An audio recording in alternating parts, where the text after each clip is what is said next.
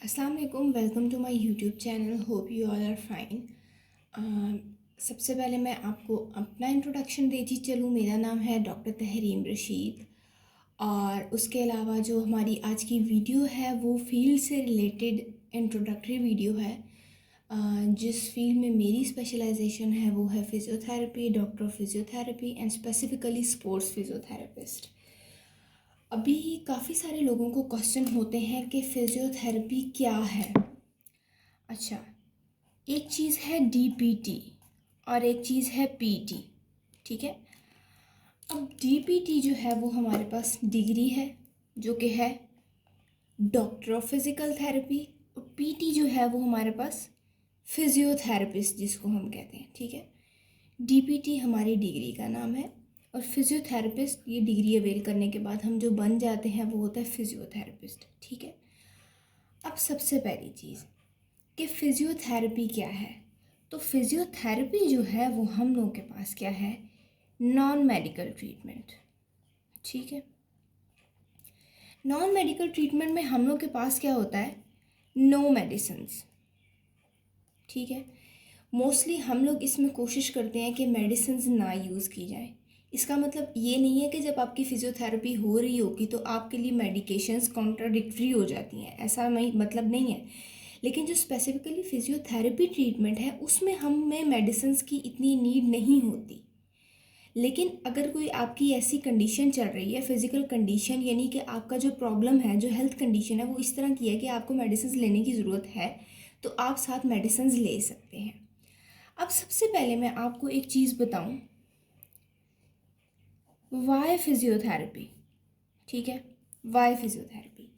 तो जो भी स्टूडेंट ये चूज़ करना चाहते हैं और ये चेक करते हैं कि हम फिज़ियोथेरेपी करें या ना करें, तो उनको मैं सबसे पहला मशवरा ये दूंगी कि फिज़ियोथेरेपी बाय चॉइस होनी चाहिए, बाय चांस नहीं।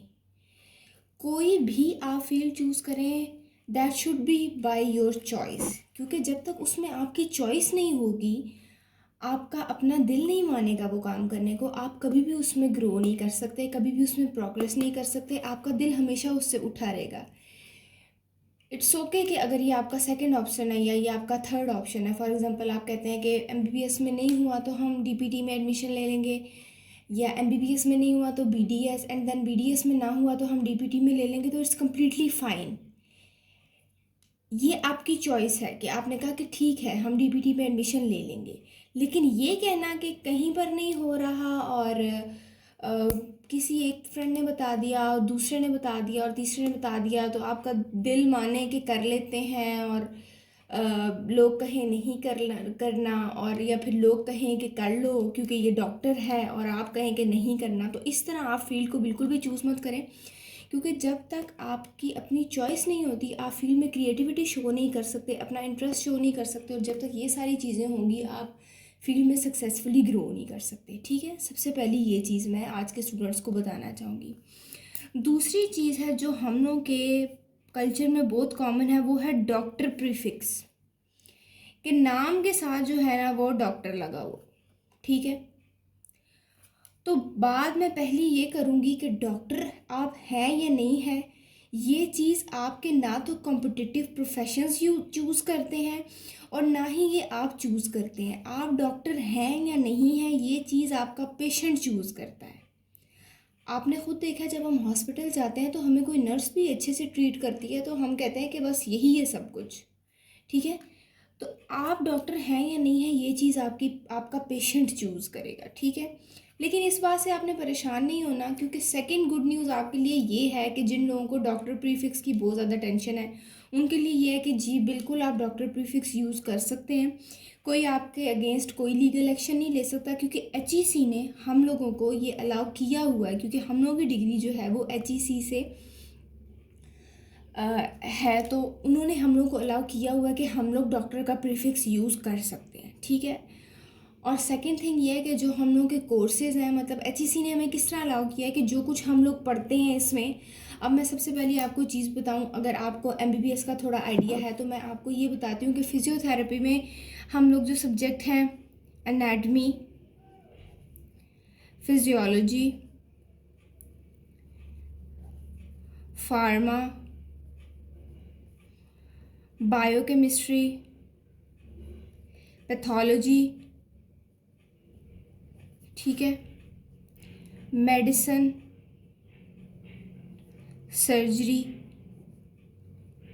ये सारे वो सब्जेक्ट हैं जो मेडिकल वाले लोग भी पढ़ते हैं और हम लोग भी पढ़ते हैं। ऐसा नहीं है कि हम लोग ये सब्जेक्ट्स नहीं पढ़ते। एनाटमी तो फिजियोथेरेपी का जो है ना वो मोस्ट इम्पॉर्टेंट सब्जेक्ट है। जिस बंदे को एनाटमी पर कमांड नहीं होती वो अच्छा फिजियोथेरेपिस्ट नहीं होता, ठीक है। ये चीज़ आप मतलब ये आप देख लें कि ये मेन सब्जेक्ट हैं जो कि एमबीबीएस के भी हैं। इसके अलावा भी उनके बहुत मेन सब्जेक्ट्स होते हैं। मैं ये नहीं कह रही कि इसके अलावा उनके कोई सब्जेक्ट्स नहीं है, लेकिन मैं आपको ये बताना चाह रही हूँ कि एक फिजियोथेरेपिस्ट भी ये सब्जेक्ट पढ़ता है, ठीक है।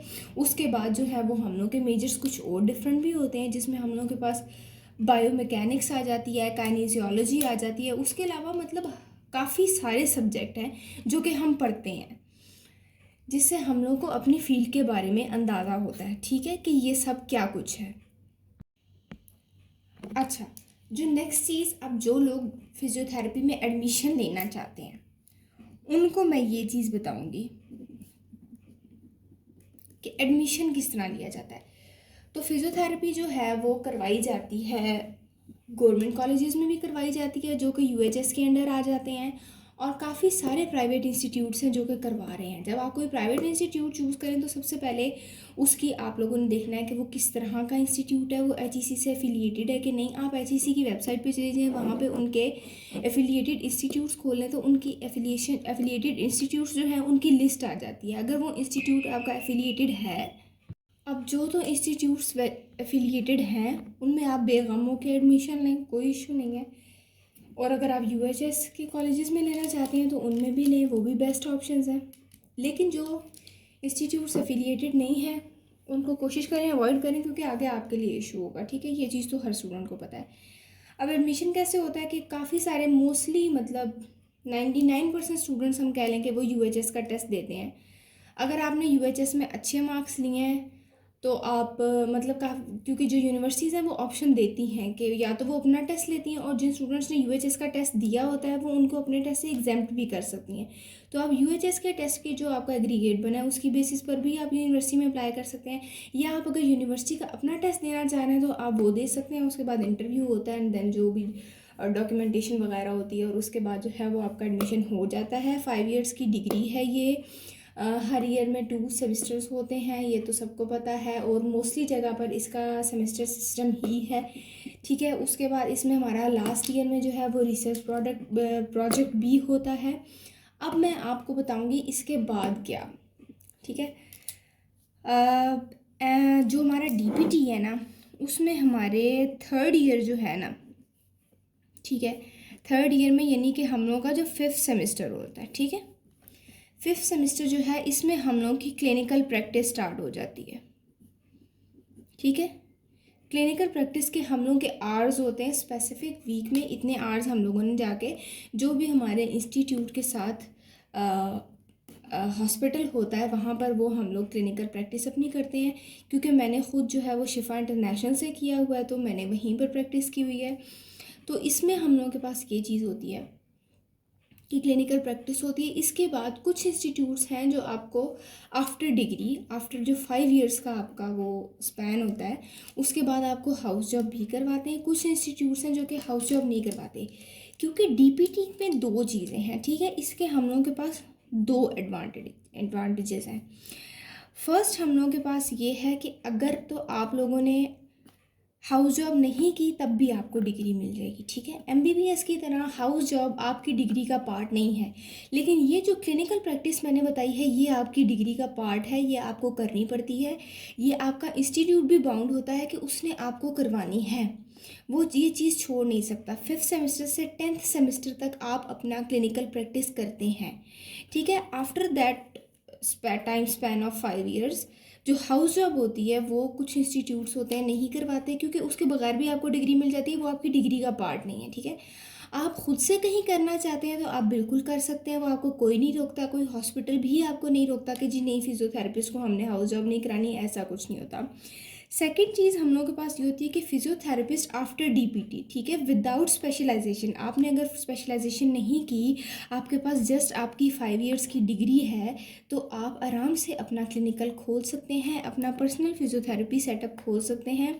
आपको लीगली अलाउ है, कोई आपको मना नहीं करेगा। बिल्कुल ज़रूरी नहीं है कि कोई आपको पेशेंट रेफ़र करे, आप डायरेक्ट पेशेंट भी ले सकते हैं, ठीक है।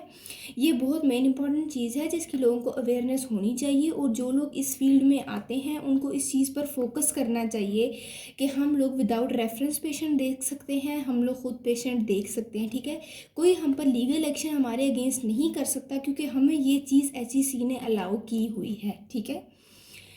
जिस तरह के आप काफ़ी सारी फील्ड देख लें, उनमें स्पेशलाइजेशन के बगैर आप कुछ नहीं कर सकते, लेकिन फिजियोथेरेपी ऐसी फील्ड है कि आप स्पेशलाइजेशन अगर ना भी करें तो आप कर सकते हैं, लेकिन बेस्ट है कि आप स्पेशलाइजेशन कर लें। जिस तरह आपके पास ज़्यादा नॉलेज होगा वैसे वैसे आपको ज़्यादा फ़ायदा होगा, ठीक है। इसके बाद मैं आपको बताती हूँ स्पेशलाइजेशन, ठीक है। स्पेशलाइजेशन जो है वो हम लोग की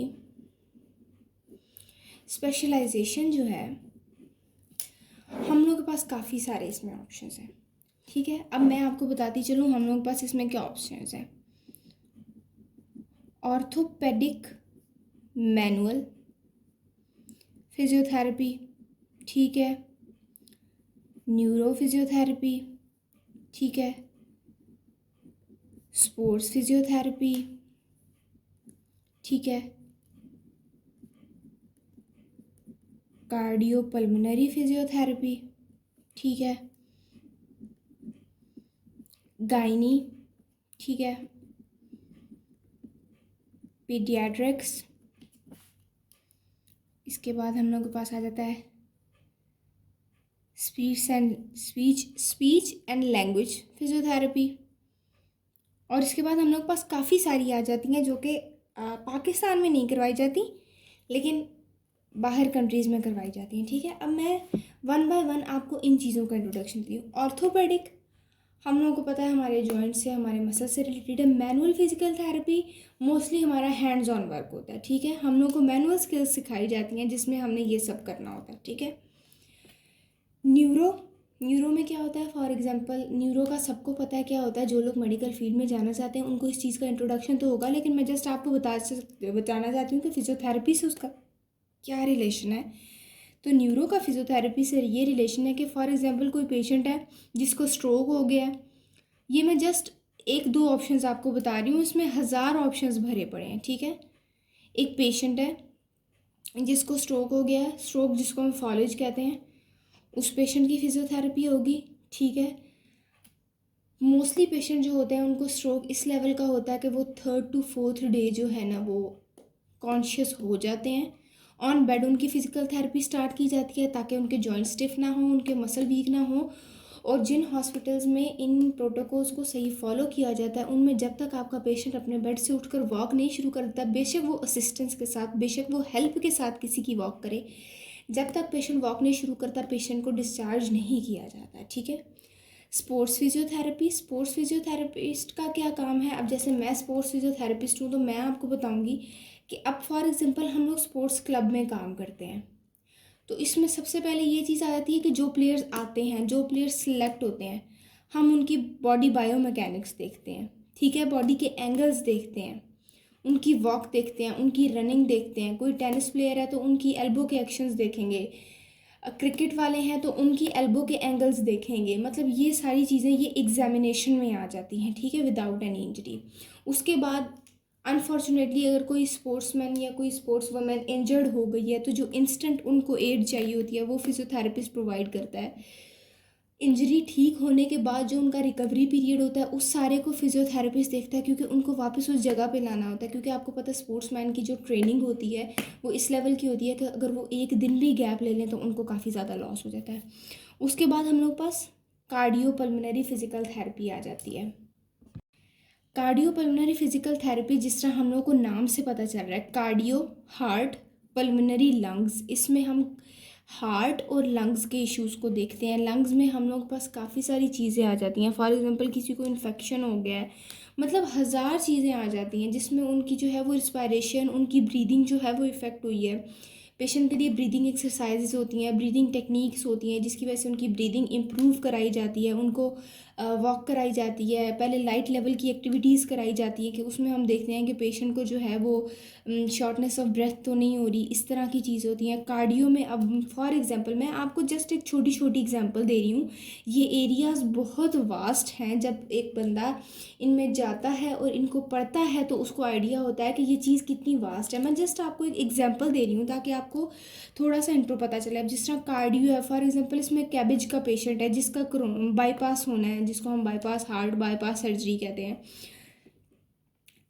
बाईपास सर्जरी से पहले भी पेशेंट को प्रिपेयर किया जाता है, उसकी कुछ एक्सरसाइजेस करवाई जाती हैं जिसकी वजह से उसकी ब्लड सर्कुलेशन ठीक हो जाएगी, ब्रीदिंग एक्सरसाइज करवाई जाती हैं। आफ्टर बाईपास जो है वो even after 1 day of that surgery जो है वो पेशेंट को ब्रीदिंग एक्सरसाइजेस करवाई जाती हैं। पेशेंट का जो चेस्ट कंजेशन हो जाती है वो रिजॉल्व कराई जाती है, पल्मोनरी में भी चेस्ट कंजेशन रिजॉल्व कराई जाती है, ब्रीदिंग एक्सरसाइज करवाई जाती हैं। कार्डियो वालों को भी ब्रीदिंग एक्सरसाइज करवाई जाती हैं, इनको भी वॉक करवाई जाती है चेक करने के लिए कि पेशेंट जब तक वॉक करे इसको शॉर्टनेस ऑफ ब्रेथ ना हो, बेशक वो हेल्प के साथ वॉक कर रहा है, और पेल्पिटेशंस ना हो, यानी कि हार्ट बीट तेज़ ना हो, इतनी तेज़ कि पेशेंट खुद फील कर सके। जब तक ये चीज़ें नॉर्मल हो जाती हैं उसके बाद पेशेंट को डिस्चार्ज किया जाता है। और आफ्टर आफ्टर दैट भी आप लोगों के जो हैं वो ओपीडी में सेशंस होते हैं जिसमें पेशेंट्स की कार्डियो ट्रेनिंग कराई जाती है। इसके बाद गायनी आ जाती है। गायनी में जो है वो वुमेन हेल्थ से रिलेटेड जितनी भी चीज़ें हैं उनको देखा जाता है, ठीक है। मतलब वो सब चीज़ें अब हम लोगों को देखने में तो लगता है कि कार्डियो में क्या काम होगा फिजियोथेरेपिस्ट का, न्यूरो में क्या होगा, बोलने वाले तो ये बोलते हैं, लेकिन जब तक बंदा इन फील्ड्स में आता है तब उसको पता चलता है। पीडियाट्रिक्स बच्चों का होता है, फॉर एग्जांपल कोई बच्चा है उसकी जॉइंट मूवमेंट ठीक नहीं है। अक्सर बच्चे होते हैं, अगर कोई फॉर एग्जांपल नॉर्मल बच्चा है जिसको एक फ्रैक्चर हो गया, आपको पता है बच्चे गिर जाते हैं, एक फ्रैक्चर हो गया तो जितने टाइम वो उसको लगा रहेगा उसकी मसल वीकनेस हो जाएगी, या अगर टांग पे है तो उसकी गेट यानी कि उसका जो वॉकिंग पैटर्न है वो डिस्टर्ब हो जाएगा, वो सब कुछ ठीक कराया जाता है, मसल स्ट्रेंथनिंग करवाई जाती है। अभी पेशेंट है फॉर एग्जांपल सीपी के या डाउन सिंड्रोम जो है, सीपी जो कि सेरेब्रल पाल्सी, काफ़ी लोगों को पता होगा, काफ़ी को नहीं पता होगा, आप लोग सर्च करके देख सकते हैं। मतलब जिन भी पेशेंट्स की जो है मूवमेंट्स डिस्टर्ब होती हैं उनको अलाइन करवाया जाता है, मसल स्ट्रेंथनिंग करवाई जाती है, उनको ऐसी एक्सरसाइज बताई जाती हैं कि फॉर एग्जांपल अगर वो चल नहीं भी सकते तो उनके जॉइंट्स स्टिफ ना हों। इवन मैंने ऐसे पेशेंट देखे हैं, मेरी अपनी रिसर्च भी इसी पे है कि ऐसे पेशेंट जो बॉडी में उनके कोई और मसला हो और उनको न्यूरोटॉक्सिसिटी हो जाए, न्यूरोटॉक्सिसिटी के बाद जो मूवमेंट डिस्टर्बेंस आती है पेशेंट में, उसको भी अगर हम लोग फिजियोथेरेपी से ठीक करना चाहें तो कर सकते हैं, और इसके रिजल्ट्स जो हैं वो बाकायदा आते हैं, ठीक है। उसके बाद है स्पीच एंड लैंग्वेज फिजियोथेरेपी। तो SLP ये किस लिए होती है कि अभी फॉर एग्जांपल कुछ लोग होते हैं काफ़ी सारे, अब जिस तरह स्ट्रोक के पेशेंट्स मैंने आपको बताए हैं, CP चाइल्ड्स आपको बताए हैं, डाउन सिंड्रोम के चाइल्ड्स हैं, न्यूरोटॉक्सिसिटी का पेशेंट है, स्ट्रोक में और भी काफ़ी सारी टाइप्स आ जाती हैं वो पेशेंट हैं। इनको स्वेलिंग में मसला हो जाता है, यानी कि खाना निगलने में मसला हो जाता है, ये अपनी ड्रूलिंग नहीं कंट्रोल कर सकते, इनके मुंह से पानी निकलता रहता है, ये कंट्रोल नहीं कर सकते, खाना नहीं खा सकते, बोल नहीं सकते, इस सब चीज़ की उनको प्रैक्टिस कराई जाती है। अब ये जितना मैंने आपको बताया इससे आप लोग देख सकते हैं कि हम लोग की फील्ड कितनी वास्ट है, ठीक है। और जब सबसे बड़ी चीज़ जो हम लोगों के पास मिसकंसेप्शन बनी हुई है, जो कि काफ़ी सारे लोग जिनको आइडिया नहीं होता फील्ड का, वो लोग ये चीज़ें फैला देते हैं, तो वो हम लोगों के पास मिसकंसेप्शन क्या है, मालशी, ठीक है। मैं तो सीधा सीधा कहूँगी बंदे को डरना नहीं चाहिए किसी चीज़ से, किसी वर्ड से, मालशी, ठीक है। लोग हमें कहते हैं हम आलसी हैं और हम खुद डर जाते हैं कि हम आलसी हैं। तो ये जितनी चीज़ें मैंने आपको बताई हैं, ये जितनी चीज़ें मैंने आपको बताई हैं, इसमें कहीं पर एक जगह भी आपको मालिश नज़र आई है, ठीक है। हमने खुद जज करना होता है अपनी चीज़ों को। जब हम किसी फील्ड में होते हैं तो हमने अपनी फील्ड को खुद डिफेंड भी करना होता है, और ख़ुद अगर हम लोग सेटिस्फाई हैं कि हमारी ये इस सारी चीज़ में जो कि इतनी एक एक फील्ड इतनी वास्ट है, इसमें कहीं मालिश का लफ्ज़ नहीं है, मालिश कोई हमारी ट्रीटमेंट टेक्निक नहीं है, तो हम इस वर्ड से क्यों डरें, ठीक है। हमें इस वर्ड से डरने की कोई ज़रूरत नहीं है।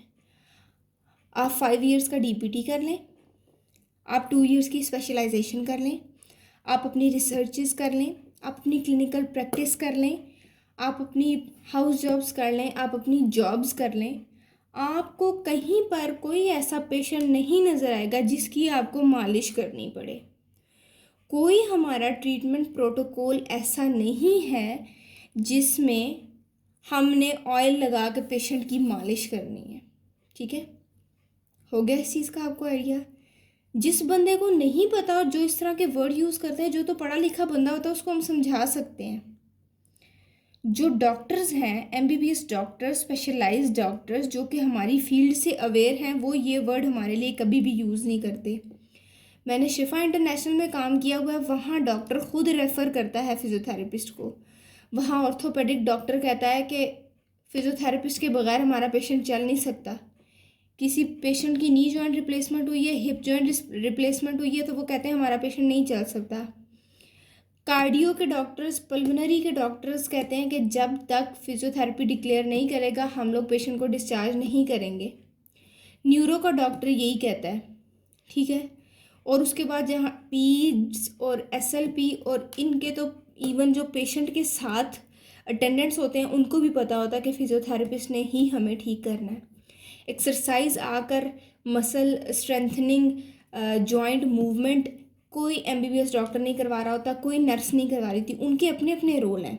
मैं किसी को नहीं कह रही कि कोई अपना रोल किसी का नहीं है, लेकिन मैं बता रही हूँ कि हम लोगों का ये रोल है कि हम लोगों ने उनकी ये चीज़ करानी है। मालिश कहीं पर नहीं है, हमने किसी पेशेंट की मालिश नहीं करानी।